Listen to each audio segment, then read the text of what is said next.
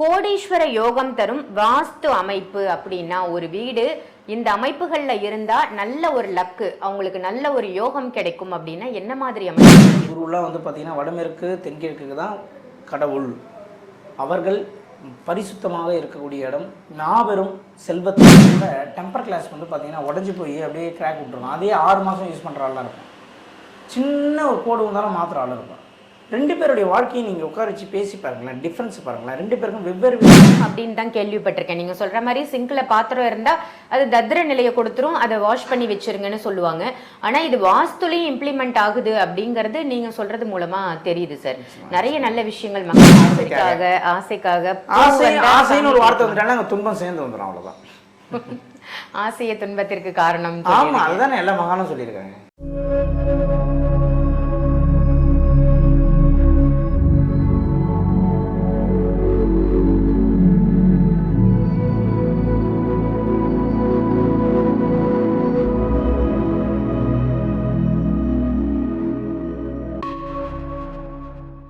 ஆன்மீக பரிகார நேயர்கள் அனைவருக்கும் அன்பான வணக்கங்கள். இன்னைக்கு நம்ம யாரை சந்திக்க வந்திருக்கோம் அப்படின்னு பாத்தீங்கன்னா அஸ்ட்ராலஜர் வாஸ்து நிபுணர் சம்பத் சுப்பிரமணி சாரை தான் சந்திக்க வந்திருக்கோம். வணக்கம் சார். வணக்கம் மேடம். கோடீஸ்வர யோகம் தரும் வாஸ்து அமைப்பு அப்படின்னா ஒரு வீடு இந்த அமைப்புகள்ல இருந்தா நல்ல ஒரு லக்கு, அவங்களுக்கு நல்ல ஒரு யோகம் கிடைக்கும் அப்படின்னா என்ன மாதிரி அமைப்புகள்ல இருக்கணும்? எந்த அமைப்பில் வேணாலும் இருக்கட்டும். முதலில் ஒரு வீட்டில் தேவையில்லாத பொருட்களை தவிர்க்க வேண்டும்.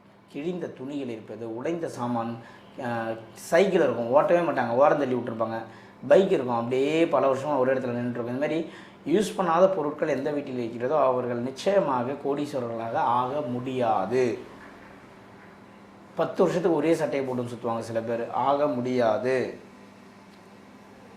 அதனால் தேவையற்ற பொருட்களை ஒரு வீட்டில் குறைத்தாலே அந்த வீடு வயிட்டு கம்மியாயிடும். வயிட்டு கம்மியாகிற ஒரு வீடு மாபெரும் வெற்றி சாதனைகளை படைத்தே தீரும். அதன் பிறகு நம்ம அமைப்புக்கு போகலாம். ஒரு வீட்டில் யூஸ் பண்ணாத பொருளை தயவு செய்து டிஸ்போஸ் பண்ணிவிடுங்க. அதேமாரி நைட்டில் சிங்கில் சாப்பிட்டுட்டு அப்படியே போட்டுட்டு காலையில் பாத்திரம் துளக்கிற வேலை யாருக்குன்னா இருந்துச்சுன்னா இவங்களாம் ஜெயிக்கவே முடியாது. எவ்வளோ வேலை இருந்தாலும் நைட்டில் சிங்கில் பாத்திரத்தை போட்டுட்டு காலைல துளக்காதீங்க. சிங்க்கு தென்கிழக்கு மூலை, நெருப்பு மூலை, அக்னி மூலை. அந்த மூலையில் தான் பார்த்திங்கன்னா உங்களுக்கு சுக்கிரன் குருலாம் பார்த்திங்கன்னா வடமேற்கு தென்கிழக்கு தான் கடவுள். அவர்கள் பரிசுத்தமாக இருக்கக்கூடிய இடம். மாபெரும் செல்வத்தை ஈர்க்கும்.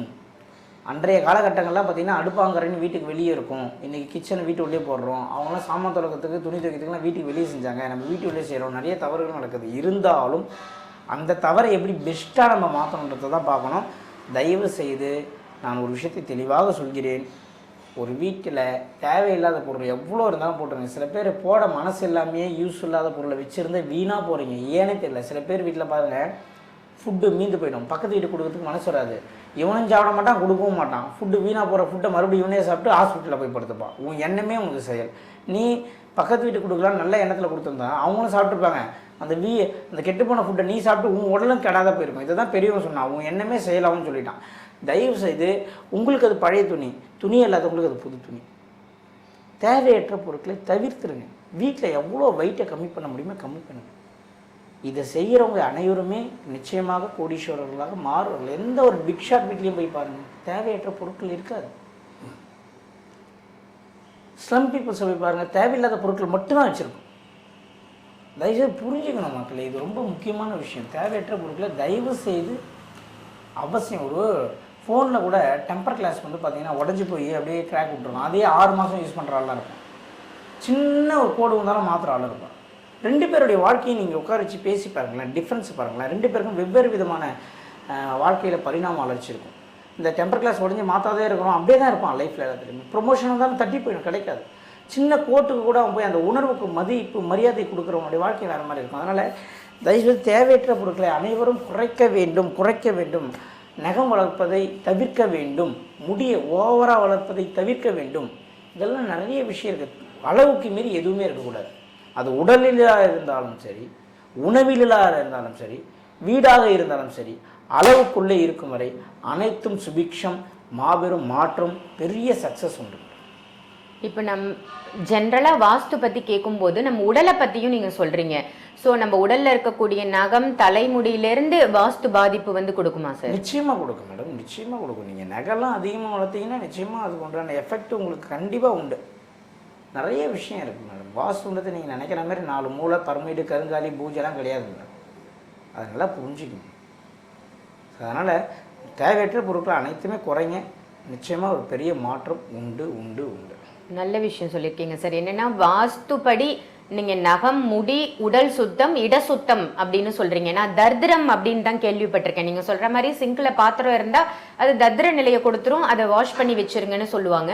ஆனா இது வாஸ்துலையும் இம்ப்ளிமெண்ட் ஆகுது அப்படிங்கறது நீங்க சொல்றது மூலமா தெரியுது சார். நிறைய நல்ல விஷயங்கள் மக்களுக்கு சொல்றீங்க சார். இப்ப இந்த வாஸ்துலையே தென்மேற்கு மூலை ஒரு வீட்டுல வந்து பாதிப்பா இருக்கு அப்படின்னா என்ன மாதிரி பிரச்சனைகளை அது கொடுக்குது? தென்மேற்கு மூளை பாதிக்கப்படுறா நிச்சயமாக அந்த வீட்டில் வந்து என்னென்னா கிட்னி ரிலேட்டடான பிரச்சனைகள் வருவதற்குண்டான வாய்ப்புகள் உண்டு. அதில் எந்த விதமான பணத்திற்காக ஓடுவாங்க.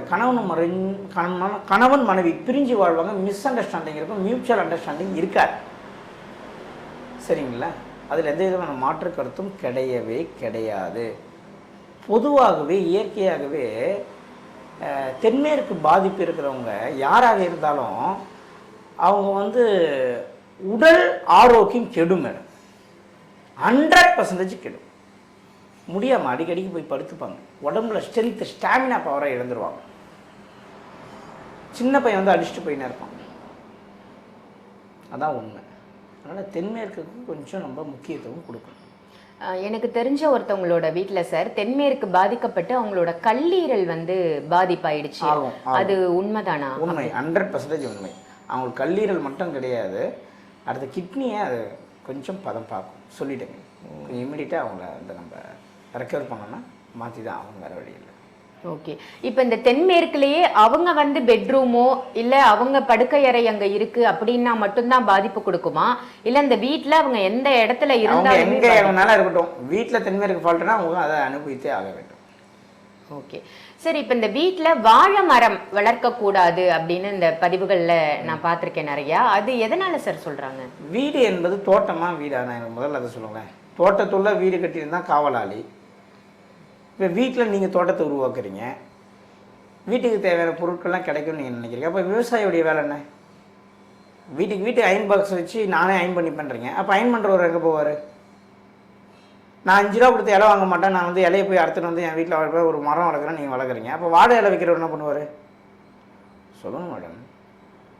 இப்போ நான் ஒரு கேள்வி கேட்குறேன். நானே கேமரா வாங்கி வச்சு நானே ஆன் பண்ணி நானே யூடியூப்பில் வச்சு நானே போட்டுக்கிறேன்னு நான் சொல்கிறேன்னா அப்புறம் உங்களுக்கு வேலை இல்லாமல் போயிடும். உண்மைதான். நான் அப்படி பண்ணிக்கிட்டேங்களா? எல்லா ஜோதிடம் அவங்கவுங்க கேமரா வாங்கி அவங்க எடுத்துகிட்டு அப்போ யூடியூப்பில் என்ன வேலை இருக்குது? அவங்க கேள்வி கேட்குறவங்களுக்கே வேலை கிடையாது. அவர்கள் வேலையை செய்யும் வரை இந்த உலகம் சரியாக இயங்கும். மற்றவங்க வேலையும் நானே எடுத்து செய்யணும்னு நினைக்கும் போது ஒரு மனிதன் மற்றவங்களுடைய பிரச்சனையை சேர்த்து எடுத்துப்பான்றதை நீங்கள் புரிந்து கொள்ள வேண்டும். ஓகே. இப்போ மாடி தோட்டம் அமைக்கணும் இல்லை சின்னதாக நான் செடிகள் வைக்கணும்னு ஆசைப்படுறேன், அந்த மாதிரி ஃபீல் பண்ணுறவங்களுக்கு என்ன சார் வழி? சின்னதாக ஆசைக்கு ஏதோ வளர்த்துக்குங்க, அது உங்களுடைய தனிப்பட்ட விருப்பம். எனக்கு அதில் விருப்பம் இல்லை. வாஸ்துபடி நான் எதையும் ரெஃபர் பண்ண மாட்டேன். ஓ, ஜென்ரலாக செடிகள் சின்ன சின்ன பிளான்ஸ் வைக்கிறதே தவறு அப்படின்னு ஏன் வைக்கிறீங்க? அழகுக்காக, ஆசைக்காக. ஆசைன்னு ஒரு வார்த்தை வந்துட்டாலும் அங்கே துன்பம் சேர்ந்து வந்துடும், அவ்வளோதான். ஆசைய துன்பத்திற்கு காரணம். ஆமா, அதுதானே எல்லா மகானும் சொல்லியிருக்காங்க. Okay sir. அப்போ நம்ம வீட்டுல வாழை மரமோ இல்ல முருங்கை மரமோ வேப்ப மரமோ வளர்க்காம தனிப்பட்ட முறையில தோட்டத்துல வளர்த்துக்கலாம், தாராளமா வளர்த்துக்கலாம். ஆனா கண்டிப்பா வளர்த்தோம்னா வீட்டுல வாஸ்து பாதிப்புன்றது வரும், 100% ஏற்படும்.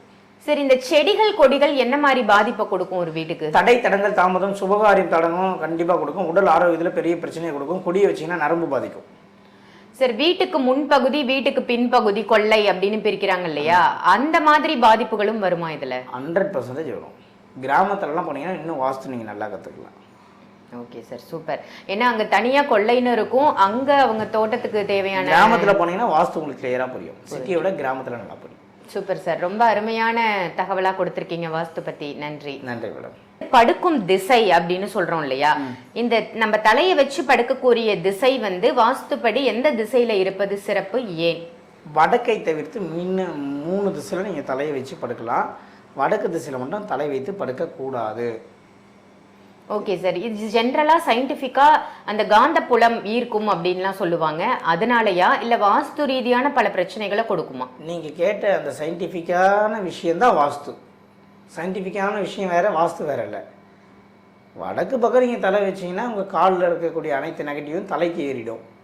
தெற்கில் தலை வச்சிங்கன்னா தலையிலேருந்து நெகட்டிவ் எல்லாம் இறங்கி கால் வழியே வெளியே போயிடும். இதுதான் உண்மை. காந்த சக்தி தான் வாஸ்து, வாஸ்து தான் காந்த சக்தி, மேக்னெட்டிக் பவர். இப்போ ஒரு வீட்டோட பூஜை அறை அமைக்க வேண்டிய திசையை பற்றி சொல்லுங்க சார். எப்படி அமைக்கணும், என்னென்ன விஷயங்கள் எல்லாம் இருக்கணுங்க? வடமேற்கு மூலையிலையும் அமைப்பது சிறப்பு, அப்படி இல்லைன்னா தென்கிழக்கு மூலையில் அமைப்பது சிறப்பு. அந்த பூஜை ரூமில் தேவையற்ற படங்கள் இருக்கக்கூடாது. நிறைய கொடுக்குறாங்கன்ட்டு எல்லாத்தையும் 100 படத்தை வாங்கிட்டு வந்து மாட்டிடாதீங்க. ஒரே ஒரு சிங்கிள் படம் இருந்தாலே உங்கள் வாழ்க்கை மாறும். சரி, சிங்கிள் படம் இருக்க முடியல, இன்னும் 2-3 வச்சுன்னா வச்சுக்கிங்க, ரொம்ப அதிகமாக வச்சுக்காதீங்க. அந்த பூஜை ரூமில் தகுடு எந்திரம், இந்த சுதர்சன எந்திரம், இந்த மாதிரி தகுடு வரைந்த படங்கள் எதுவும் மாட்டாதீங்க. பூஜை அறையில் தேவையற்ற பொருட்கள், குங்குமம், விபூதி, இந்த எலுமிச்சை பழத்தை அங்கேயே 10 நாளைக்கு வைக்கிறது, இதெல்லாம் கொஞ்சம் அவாய்ட் பண்ணிக்கோங்க. பூஜை அறை வடமேற்கு அல்லது தென்கிழக்கில் வைப்பது மிகப்பெரிய சிறப்பு.